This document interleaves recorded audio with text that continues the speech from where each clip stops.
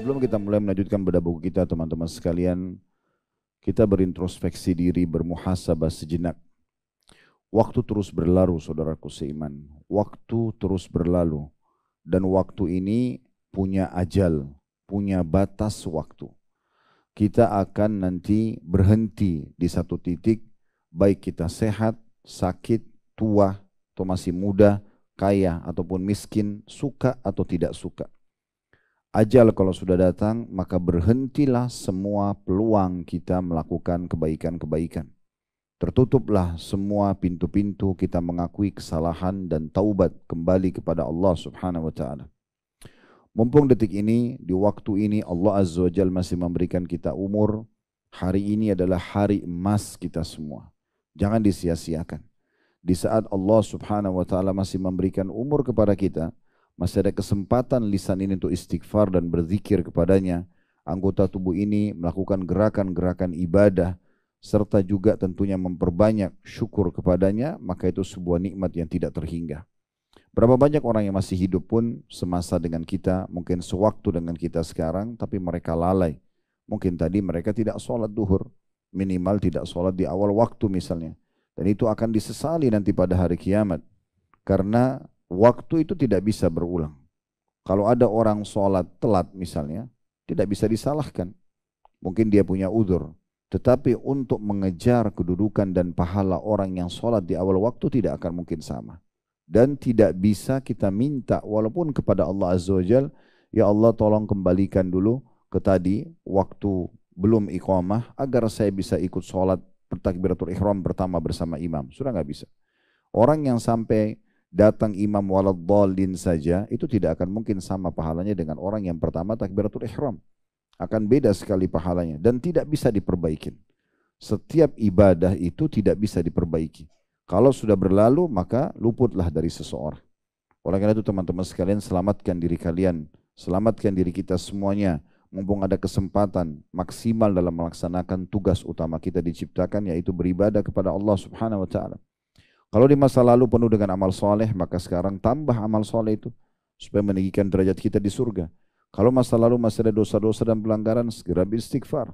Mungkin ini hari terakhir kita, mungkin ini majelis terakhir kita. Allahu a'lam. Kita tidak pernah tahu kapan ajal itu datang. Para nabi-nabi pun, manusia yang paling mulia pun datang ajalnya. Dan di saat meninggal mereka tidak bisa buat apa-apa lagi. Jangan terus lalai melalui media, dari tontonan, dari hal yang didengar, dari lingkungan, yang terus membuat kita jauh dari Allah Subhanahu wa taala, dan akhirnya kita mengikuti langkah itu.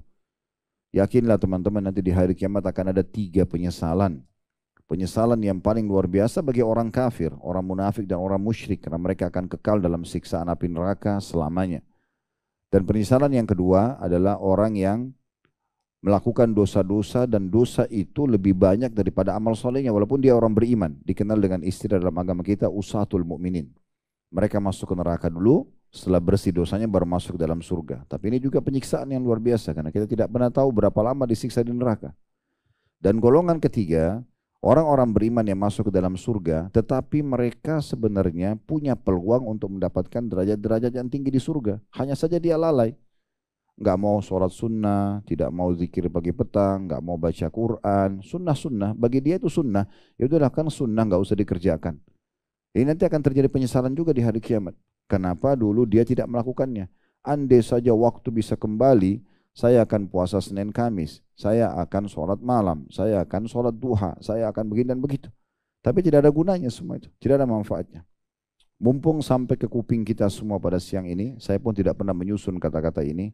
Tiba-tiba saya terlintas untuk saya ucapkan, terutama buat diri saya dulu baru teman-teman sekalian, bagaimana kita mengambil pelajaran dari apa yang sudah terjadi pada orang-orang sebelum kita. Mereka telah meninggal dan mereka tidak bisa lagi memperbaiki dan kembali ke dunia. Andai detik ini ada orang yang dari kuburan dihidupkan dan diberikan peluang untuk hidup 5 menit saja, tidak usah lama-lama.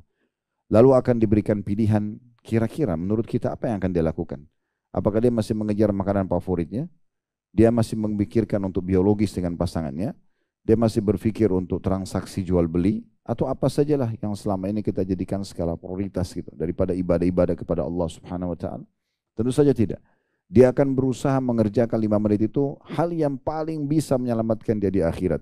Mungkin dengan sujud sekali, sambil bertobat kepada Allah Subhanahu wa taala, mungkin menyedekahkan semua harta yang dia miliki, mungkin dia akan minta maaf dari orang yang pernah dia sakitin dan seterusnya. Kalau gitu jangan tunggu ajal datang. Karena kalau kita meninggal itu yang terjadi. Kita akan menyesal kalau kita masih punya kewajiban-kewajiban atau tugas walaupun sunnah dari Allah Subhanahu wa taala atau masih ada sangkutan dengan hak-hak manusia, kita akan menyesali nanti teman-teman sekalian. Oleh karena itu muhasabalah.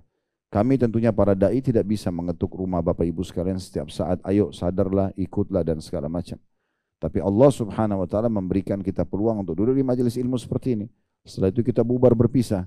Beruntunglah orang yang mengambil peringatan-peringatan lalu dia jadikan sebagai pegangan hidupnya.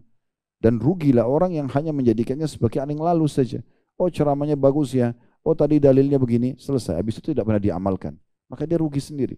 Karena tidak mungkin Allah Azza wa Jalla menurunkan tangan dari langit tanda kutip untuk memberhentikan kita dari dosa kita. Atau memaksa kita untuk ibadah.